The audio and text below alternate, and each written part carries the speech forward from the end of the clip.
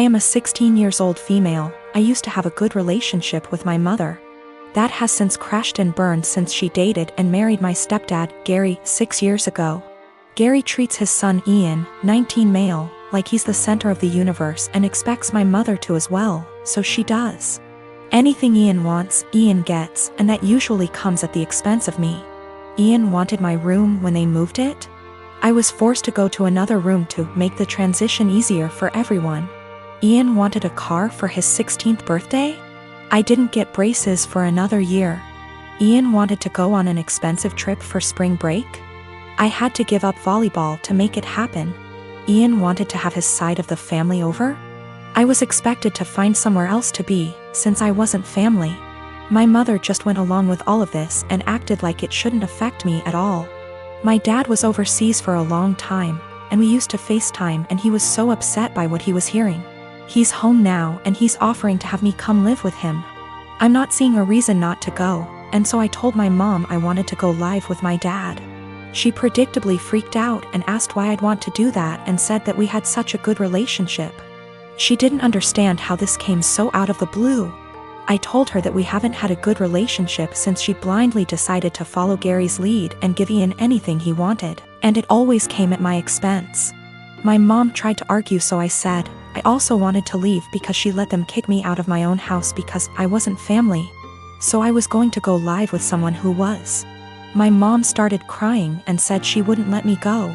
So I told her that my dad was willing to go to court over it and I was old enough to be able to say where I wanted to be. She's been a crying mess since I told her, and Gary is being a jackass about how awful I'm being. He was.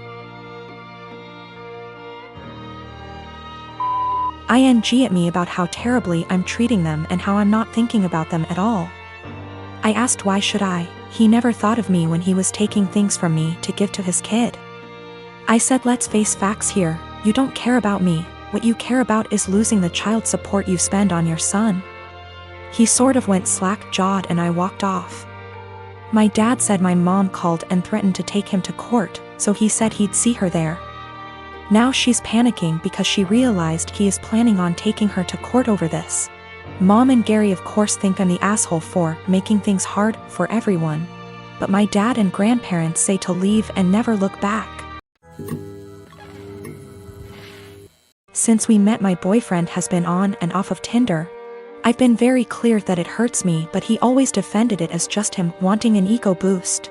A few months ago we had a major argument about it where I threatened to leave and I honestly thought that was going to be the end of it. Pretty naive, really. Also, I should note his ex before me left him for this very reason. I feel like an idiot for thinking he'd ever change. Today I woke up and realized he'd been using my phone and his email was logged in. I noticed he'd gotten an email from an app called Hinge. Just to give you an idea of the kind of app this is, the description read, "The app that was designed to be deleted." Great. My stomach instantly dropped. I logged into it with his phone number and he's put up profile pictures of him that I've taken when we've been on days out together. In his description he's got things like, "We'll get along if you like Chinese and have a dog. If you're silly and comfortable and overshare." He's also put in as a strict preference that he wants to be matched with Hindus / Muslims only. I'm white British. I knew something was going on yesterday but wasn't sure what. He was acting differently and it was making me so anxious. He had the nerve to tell me that I must just be hormonal? I think the worst part about it is his reaction to all of this. He heard me crying, acted concerned and then saw me with his phone. At which point he just took it from me and went back to bed. That was about an hour ago and the only interaction I've had with him since was him asking me to open the bathroom door. Not to see if I was okay, but because he needed to pee. I'm obviously hurt by the fact that he's on this thing, but I think I'm more shocked by his total lack of guilt or response to me being upset. I'm so angry and there's nothing I can do with it. I'm so embarrassed about the situation I don't want to tell my family / friends how he's treated me. And I can't even talk to him about it because he's refusing to address anything's wrong. He's still in bed. I don't know what to do. He's brought my self-esteem down so much that I feel like I can't be without him, but I know I can't stay in this situation. Should I even bother trying to talk to him or should I just leave? I've taken screenshots of everything and initially I was going to send them to his family but thought against it. The thing is, if I just leave, there's literally zero consequences for him. He gets what he wants, he gets the freedom to go on random dates with no guilt. It just seems so unfair that I'm the one left heartbroken and he gets to party up.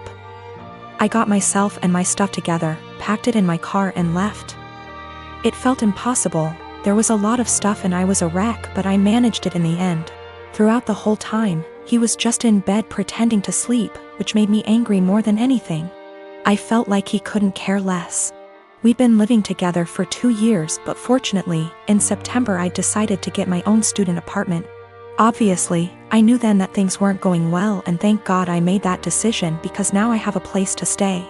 Whilst I was sat on the driveway in my car ready to leave, I got a text from him saying, "I'm not going to insult you by asking you to stay or to come back, but could you please leave the keys to the house?" I had already left them, but that last dig at me made me so mad and hurt. No apology, no goodbye, just leave the keys. I guess that's my closure. I'm sad that this shit show of a relationship has come to an end, angry that it happened the way it did, but funnily enough, I'm relieved. I can do what I want now and get on top of my self-esteem issues. I'm driving down to see my mom and the rest of the family tomorrow. I haven't seen them since Christmas and I absolutely cannot wait. The anger's still there, but I'm just going to get on with things. I absolutely cannot waste any more energy on that guy. The last year and a half has been hard for me, to say the least. Last March, my brilliant and hilarious and beautiful girlfriend Natalie suddenly passed away. Everyone always gave shit about us because of politics. We met in college when we were poli-sci majors. She is very liberal, think AOC, and I'm pretty conservative. We actually met because we were serving as treasurers for our school's College Democrats and Young Republicans clubs, respectively. And our groups would get together for drinks or bowling or laser tag once a month. Well, Natalie and I bonded over a lot of shared interests and we hit it off. Even if we didn't see eye to eye on many issues, debating her was stimulating and formed the cornerstone of our relationship. We've had debates that went on until dawn. We just bounced off each other. She liked to joke that we were drift compatible. I wanted to marry this woman, but she passed away before we got a chance to talk about marriage. I'm in therapy and I'm working through not having her in my life anymore, but it's been rough. Then Rona happened and I got laid off, so I had to move back in with my parents and figure out what I am supposed to do now. My parents mean well, but they got married really young and are more conservative and religious than me. They've been trying to set me up on dates with single girls from their church since I moved back home. But I don't want to date these girls. No offense to them, but it's a small town in the American breadbasket. They don't share the same interests as me and it feels like their only goal in life is to be a good Christian wife and produce a lot of babies. Trying to talk to them about current events is excruciating for me. The girls my parents tried to set me up with take everything they read on Facebook or hear from Fox News for face value. It makes me miss Natalie and our debates more. My parents mean well. I know they want me to find a nice girl and settle down with her, but not like this. They are nothing like Natalie and never will be. I miss her, even if my folks didn't like her ideas. But when I told them the other night that I wanted them to stop setting me up on dates with these girls, they freaked out and told me that I needed to consider settling down since I just turned 30. They're good girls from great families, I know that, and my parents like them more than they liked Natalie, but she was my one and only.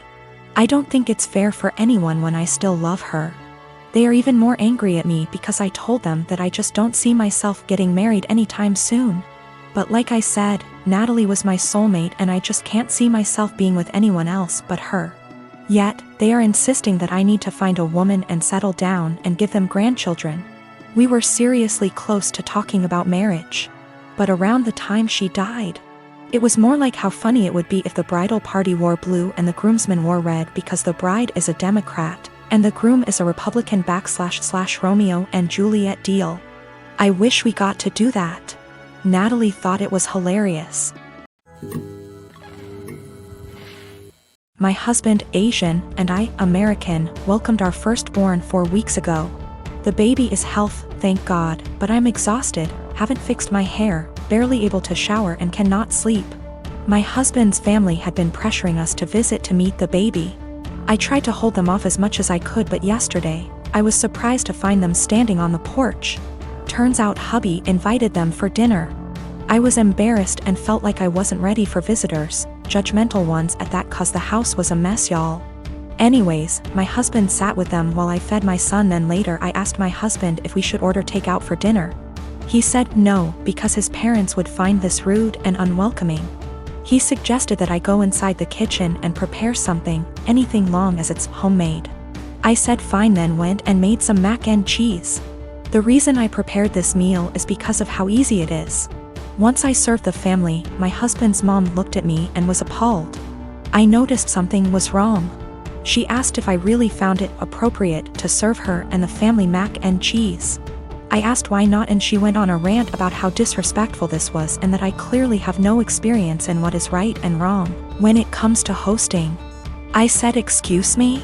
Who said I signed up to host an expected visit from them? And she took it as in I didn't want them there. Her husband said they were just there to finally see the baby that I kept them from seeing for an entire month. That's a whole month of his life they missed out on. We had an argument and they decided to go home. My husband said that deciding to serve his family mac and cheese was more offensive than serving them nothing at all. I told him I was too exhausted to cook their traditional feasts, that I was forced to learn from his mom. He took offense and said that I was being mean and disrespectful towards not only his family but his culture. I went inside the bedroom to stay with my son. My husband stayed on the phone with his family for an hour, then kept giving me the cold shoulder, and refused to eat what I cook in support of his family. I understand how some guests might find it offensive, especially his family, but I was just trying to make a quick homemade meal like my husband wanted.